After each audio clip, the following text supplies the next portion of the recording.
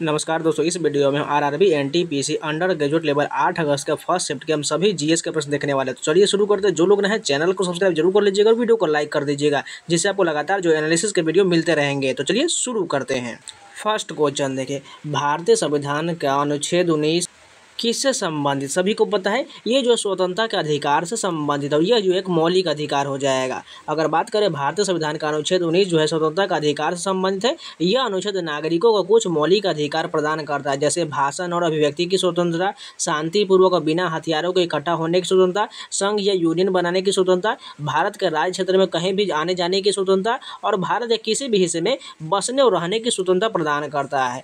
अगर बात करें अनुच्छेद 19 में टोटल जो 6 प्रकार की स्वतंत्रता दिया गया है, फटाफट ये भी जान लेते क्योंकि आगे की सीटों में जरूर हो जाएगा। अनुच्छेद 19(1), 19(2) इसी प्रकार करके आपसे टोटल जो 6 स्वतंत्रता पूछा जाए। अगर बात करें अनुच्छेद 19(1) में जो है भाषण और अभिव्यक्ति की स्वतंत्रता का उल्लेख किया गया है। उसी प्रकार सभी नागरिकों को अपने विचार और राय व्यक्त करने का अधिकार दिया गया अनुच्छेद 1 में। अगर अनुच्छेद 19 के 2 में किया गया है शांतिपूर्वक और बिना हथियारों के इकट्ठा होने की स्वतंत्रता, जिसमें नागरिकों को बिना हथियार के शांतिपूर्वक इकट्ठा होने का अधिकार दिया गया है। अनुच्छेद 19(3) में संघ या यूनियन बनाने की स्वतंत्रता है, जिसमें नागरिकों को संघ या यूनियन बनाने का अधिकार दिया गया है। अनुच्छेद 19(4) में भारत के राज्य क्षेत्र में आबंध या संचरण की स्वतंत्रता दिया गया, यानी नागरिकों को भारत के किसी भी हिस्से में आने जाने की स्वतंत्रता है। अनुच्छेद 19 के 5 में भारत के राज्य क्षेत्र में निवास करने और बस जाने की स्वतंत्रता का उल्लेख, यानी नागरिकों को भारत के किसी भी हिस्से में बसने और रहने का स्वतंत्रता दिया गया है। अनुच्छेद 19 के 6 में कोई भी व्यवसाय, धंधा या कारोबार करने की स्वतंत्रता है, यानी नागरिकों को कोई भी व्यवसाय, धंधा या कारोबार करने की स्वतंत्रता दिया गया है। नेक्स्ट क्वेश्चन देखिए, महात्मा गांधी जी ने सत्याग्रह की शुरुआत कहाँ से किए थे? सभी लोग बता रहे हैं ये दक्षिण अफ्रीका या चंपारण सत्याग्रह, लेकिन बहुत लोग बता रहे हैं तो ये दक्षिण अफ्रीका होगा, क्योंकि पहला सत्याग्रह तो दक्षिण अफ्रीका में किए थे। अगर बात करें महात्मा गांधी ने दक्षिण अफ्रीका में अपना पहला सत्याग्रह 1906 में किए थे। यह सत्याग्रह मुख्य रूप से भारतीयों के अधिकारों के लिए था, जो समय जो है उस समय दक्षिण अफ्रीका में भेदभाव का सामना कर रहे थे। अगर बात करें कुछ इंपॉर्टेंट सत्याग्रह की, तो भारत में लड़े गए महात्मा गांधी का चंपारण सत्याग्रह 1917 में हुआ था। यह 1917 में बिहार के चंपारण जिले में गांधी जी के नेतृत्व में किया गया पहला सत्याग्रह हो जाएगा। अगर बात करें इसका उद्देश्य जो है नील की खेती करने वाले किसानों को समस्याओं का समाधान करना था। दूसरा बात करें असहयोग आंदोलन जो 1920 से 22 में, यह आंदोलन का उद्देश्य ब्रिटिश सरकार को सहयोग न करना था। गांधी जी ने लोगों से सरकारी नौकरी, अदालत, स्कूल और कॉलेजों का बहिष्कार करने का आह्वान किए थे। इसके अलावा सभी ने अवज्ञा आंदोलन महात्मा गांधी द्वारा शुरू किया गया, 1930 से 34 तक चला था। इस आंदोलन में नमक कानून जैसे ब्रिटिश कानूनों का उल्लंघन किया गया। गांधी जी ने दांडी मार्च से निकलकर नमक कानून तोड़ा और लोगों से सभी ने अवज्ञा करने का आह्वान किया था। इसके अलावा भारत छोड़ो आंदोलन यह 1942 में होता है। यह आंदोलन भारत को ब्रिटिश शासन से पूरी तरह से मुक्त करने के लिए शुरू किया गया। इस आंदोलन में गांधी जी ने करो या मरो का नारा दिए थे। इसके अलावा बात करें महात्मा गांधी द्वारा कुछ लिखी गई महत्वपूर्ण पुस्तकें में सत्य के साथ मेरा प्रयोग यानी my experiment with truth, Hind Swaraj है, इसके अलावा ग्राम स्वराज, दक्षिण अफ्रीका में सत्याग्रह और गीता माता, ये सभी पुस्तकें महात्मा गांधी द्वारा लिखा गया है। आगे बढ़ने से पहले एक छोटा सा इन्फॉर्मेशन, टेक्स्ट बुक के द्वारा मिशन ऑफिसर सेल चलाया जा रहा है, जिसमें आपको 1 साल का पासवर्ड मात्र 483 मिल जाएगा। कूपन कोड सावन लगा लीजिएगा, ACWN आपको 12% का डिस्काउंट मिल जाएगा, जिसमें आपको 900 प्लस एग्जाम के 1 lakh mock test, 35,000 previous question, इसके अलावा 3500 फ्री टेस्ट भी मिल जाएगा। इसमें आपको AI doubts open, previous question, subject wise test, ये सभी सारा मिल जाएगा। आपके SSC, रेलवे, इंडिया का टोटल 900 प्लस एग्जाम का सारा मॉक टेस्ट मिल जाएगा। जाकर परचेज कर लीजिए, लिंक आपको डिस्क्रिप्शन बॉक्स में मिल जाएगा। डायरेक्ट कूपन अप्लाई कर लीजिएगा, आपको डिस्काउंट मिल जाएगा और जाकर मॉक टेस्ट लगाना शुरू कर दीजिए।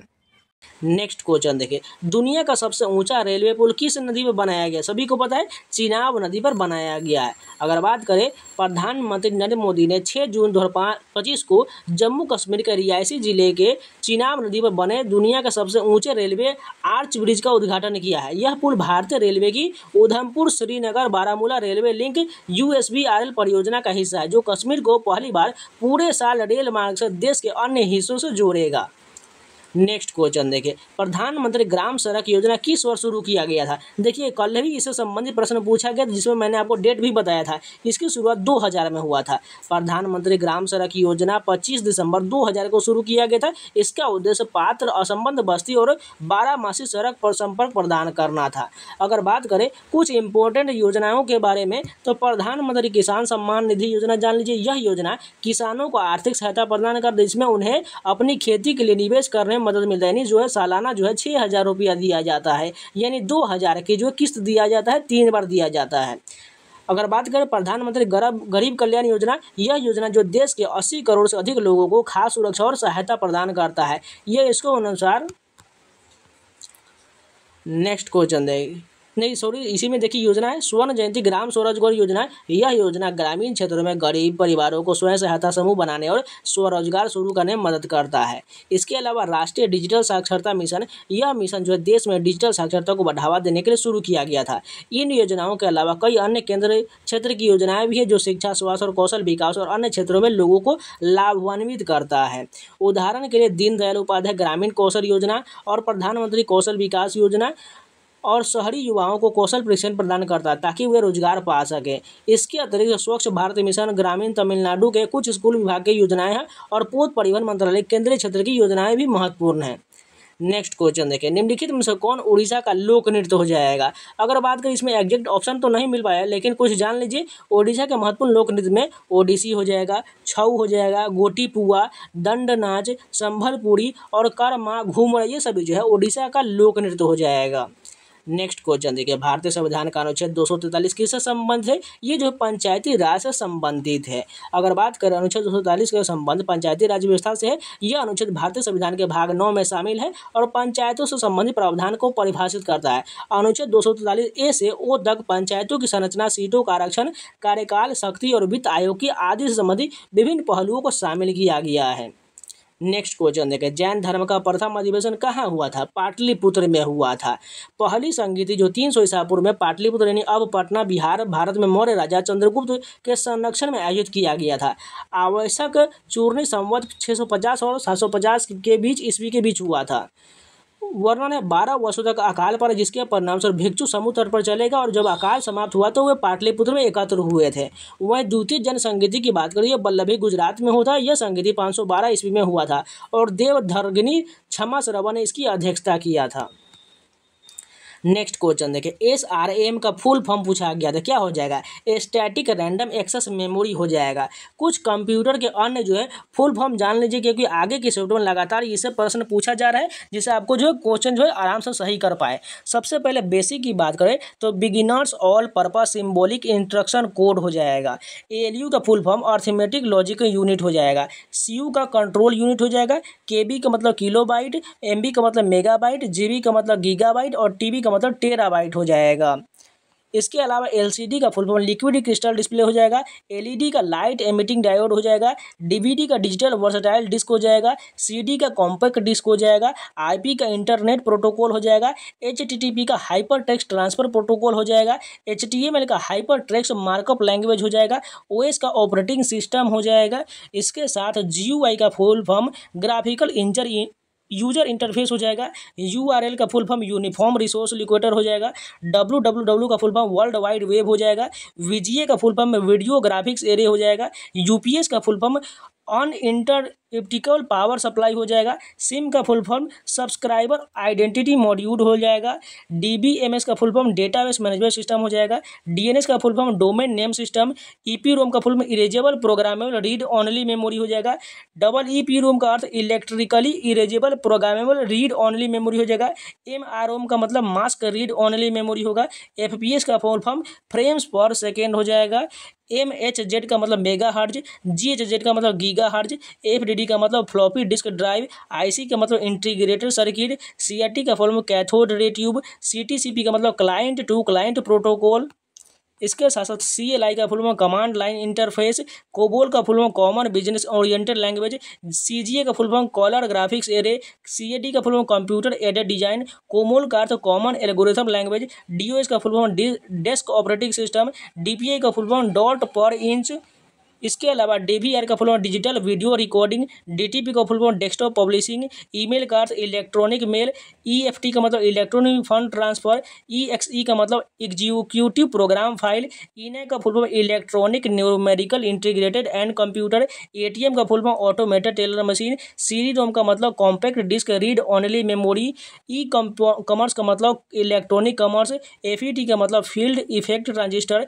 फोर्ट्रॉन का मतलब फार्मूला ट्रांसलेशन।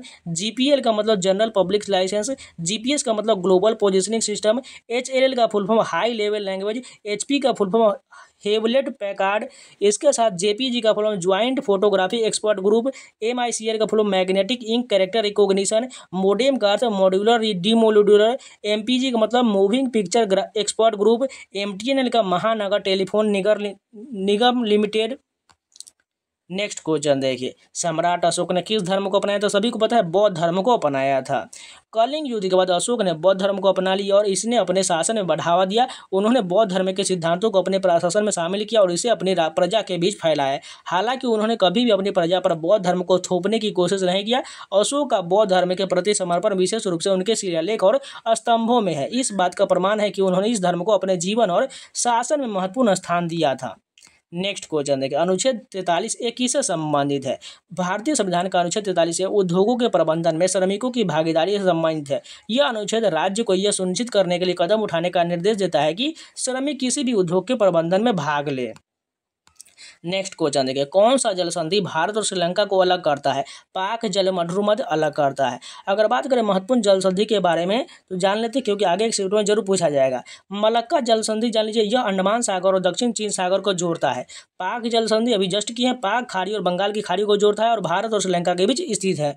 सुंडा जल संधि की बात करें, यह जावा सागर और हिंद महासागर को जोड़ता है। बाब अल मंदेब संधि की बात करें तो ये जो है लाल सागर को अदन की खाड़ी से जोड़ता है। बेरिंग जल संधि की बात करिए जो बेरिंग सागर और चुक्की सागर को जोड़ता है। सिंधु जल संधि यह जो भारत और पाकिस्तान के बीच एक जल समझौता है। नेक्स्ट क्वेश्चन देखिए, प्रायद्वीपीय पठार की कौन सी विशेषता, मैदानी क्षेत्र, पथरीला क्षेत्र और अन्य विशेषता, कौन से राज्य तीनों विशेषता पाया जाता है? तमिलनाडु में यह तीनों विशेषता पाया जाता है। प्रायद्वीपीय पठार भारत का एक महत्वपूर्ण भौगोलिक क्षेत्र है जो त्रिभुजाकार आकार का है। यह भारत के सबसे पुराने भूभागों में से एक है और 16 लाख वर्ग किलोमीटर से अधिक क्षेत्र में फैला हुआ है। यह पठार मुख्य रूप से आग्नेय और केंद्रित चट्टानों से बना है और इसकी औसत ऊंचाई 600 से 900 मीटर तक है। प्रायद्वीपीय पठार संबंधी महत्वपूर्ण बात करें तो आकार और विस्तार में प्रायद्वीपीय पठार त्रिभुजाकार आकार का है, जिसका आधार जो है उत्तर भारत के विशाल मैदान के दक्षिण किनारे पर है और शीर्ष जो है कन्याकुमारी के पास स्थित है। नेक्स्ट क्वेश्चन देखिए, इंद्र अभ्यास क्या है? इंद्र नौसेना अभ्यास भारत और रूस द्वारा 2003 से शुरू किया गया एक संयुक्त द्विवार्षिक सैन्य अभ्यास है। इस अभ्यास का उद्देश्य रूसी और भारतीय नौसेना के बीच सहयोग और अंतर संचालन क्षमता को बढ़ावा देना है। नेक्स्ट क्वेश्चन देखिए, अभ्यास खंजर किन दो देशों के बीच संयुक्त सैन्य अभ्यास? सभी को बताया भारत और किर्गिस्तान के बीच है। कुछ इंपॉर्टेंट संयुक्त अभ्यास के बारे में बात करते हैं तो भारत अमेरिका के बीच जो है युद्ध अभ्यास होता है। यह भारत और अमेरिका के बीच एक प्रमुख संयुक्त सैन्य अभ्यास है जो 2004 से आयोजित किया जा रहा है। वज्र प्रहार की बात करें, यह एक विशेष बलों का संयुक्त अभ्यास है जो 2010 से आयोजित किया जा रहा है। टाइगर ट्रम्प की बात करें, यह एक मानवीय सहायता और आपदा राहत अभ्यास है। ये सभी जो अमेरिका के साथ होता है युद्ध, ये भी बात ध्यान रखिए, यह भारत और अमेरिका के बीच वायुसेना के बीच एक संयुक्त सैन्य अभ्यास है। मालाबार अभ्यास की बात करें, यह भारत, अमेरिका, जापान और ऑस्ट्रेलिया का एक बहुपक्षीय नौसैनिक अभ्यास है। रेड फ्लैग की बात करें, यह अमेरिका के नेतृत्व में एक बहुपक्षीय अभ्यास है जिसमें भारत भी भाग लेता है। रिम पैक की बात करें, यह अमेरिका के नेतृत्व में सबसे बड़ा द्विवार्षिक बहुपक्षीय नौअभ्यास है जिसमें भारत भी भाग लेता है। अन्य देशों के साथ बात करें तो इंद्र जो है यह भारत और रूस के बीच एक द्विपक्षीय नौसेना अभ्यास है। नोमेडिक एलिफेंट की बात करें, यह भारत और मंगोलिया के बीच एक संयुक्त सैन्य अभ्यास है। धर्म गर्जन जो भारत और जापान के बीच अभ्यास है। उसके अलावा बोल्ड कुरुक्षेत्र जो है भारत और सिंगापुर के बीच होता है। इसके अलावा हैंड इन हैंड जो है भारत और चीन के बीच होता है। उसके अलावा वरुण की बात करें तो भारत और फ्रांस के बीच होता है। इसके अलावा तलिस्मान सबरे जो है ऑस्ट्रेलिया के नेतृत्व में एक द्विपक्षीय सैन्य अभ्यास है जिसमें भारत भी भाग लेता है। अब चलिए रीजनिंग के बात करें तो रीजनिंग से कैसे कैसे प्रश्न पूछे वो सभी जान लेते हैं। रक्त संबंधी ब्लड रिलेशन से 2 प्रश्न पूछा गया है। नंबर सीरीज से 2 से 3 प्रश्न पूछा गया है। वेन डायग्राम से प्रश्न नहीं पूछा गया है। एनालॉजी से 2 प्रश्न हो जाएगा। पासा से 1 प्रश्न पूछा जाएगा। मैथमेटिकल ऑपरेशन से 2 प्रश्न पूछा गया है। सिलोजिज्म से 2 प्रश्न पूछा गया है। कोडिंग डिकोडिंग से 3 से 4 प्रश्न पूछा गया है। मिरर इमेज से नहीं पूछा गया। काउंटिंग फिगर से भी नहीं पूछा गया। मिसिंग नंबर से 1 या 2 प्रश्न पूछा गया है। फिगर सीरीज से भी 2 पूछा गया है। वर्ड फॉर्मेशन से भी 2 पूछा गया है। वर्गीकरण से 1 हो जाएगा। सिमिलर सेट से 2 हो जाएगा। सीटिंग अरेंजमेंट से बात करो 3 से 4 प्रश्न हो जाएगा। वहीं कथन निष्कर्ष का 3 प्रश्न हो जाएगा। पजल से 2 से 3 प्रश्न हो जाएगा। ये सभी ज़्यादा पूछा जा रहा है। इसके अलावा मैथ की बात करें तो अलजेब्रा से नहीं होगा। क्षेत्रमिति से 2 पूछा गया है। त्रिकोणमिति से 1 या 2 पूछा गया है। परसेंट से जो है 2 प्रश्न पूछा गया। लाभ हानि की बात करें 2 से 3 प्रश्न हो जाएगा। SI की बात करें 2 प्रश्न हो जाएगा। एवरेज से 1 या 2 प्रश्न पूछा गया है। इसके अलावा ज्यामिति से पूछा नहीं पता क्या पूछो बताएं नहीं बताएं। नंबर सिस्टम की बात है 2 से 3 प्रश्न, एलसीएम से 2 प्रश्न, सिंप्लीफिकेशन से 1 प्रश्न, रेशियो से 2 प्रश्न, पाइप और टंकी का प्रश्न शायद एक पूछा गया है, नहीं पूछा गया आप लोग कंफर्म कर दीजिएगा। ट्रेन से 1 प्रश्न पूछा गया है, आय से भी 1 प्रश्न पूछा गया है। इसके अलावा समय और कार्य से भी 2 प्रश्न पूछा गया है। और इसका पेपर लेवल की बात करें तो ये जो है इजी टू मॉडरेट लेवल का प्रश्न पूछा गया, इस बात को ध्यान रखिएगा। जीएस की बात करें, जीएस जो लेवल आ रहा है ये मॉडरेट लेवल से डिफिकल्ट की तरफ जा रहा है। वहीं बात कर रीजनिंग जो है इजी की कैटेगरी में आ जाएगा, 30 में 30 आसानी से कर सकते हैं आप। वहीं मैथ की बात करें तो इजी टू मॉडरेट जाएगा, वो डिफिकल्ट नहीं कर सकते, आराम से 25 क्वेश्चन बना सकते हैं। इसलिए जो है इसमें केवल जीएस ही थोड़ा मॉडरेट टू डिफिकल्ट के तरफ जाएगा। यानी ये जो है पेपर जो है इजी टू मॉडरेट की कैटेगरी में जाने वाला है, यानी मॉडरेट भी मान सकते हैं।